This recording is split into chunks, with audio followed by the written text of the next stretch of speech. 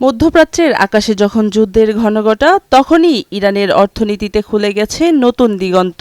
America ও ইসরায়েলের চাপিয়ে দেয়া যুদ্ধের ১ মাস না পেরোতেই দেশটির তেল বিক্রির চিত্রে নেমে এসেছে অবিশ্বাস্য মোড়। যেখানে কামানের গর্জন আর বারুদের গন্ধে বাজার থমকে যাওয়ার কথা, সেখানে ইরানের দৈনিক তেলের আয় ১ লাফে বেড়ে দ্বিগুণ হয়েছে। ইরানের সংবাদ মাধ্যম তাসনিম নিউজ এজেন্সির এক বিশেষ প্রতিবেদনে উঠে এসেছে এই নাটকীয় পরিবর্তনের খুঁটিনাটি। বর্তমানে ইরানের দৈনিক আয় $১৪ কোটি ছাড়িয়ে গেছে, যা যুদ্ধের আগে ছিল $৬,৬০,০০,০০০ আশেপাশে। কিন্তু যুদ্ধ শুরুর আগে ইরান দৈনিক প্রায় ১১ লাখ ব্যারেল তেল রপ্তানি করত।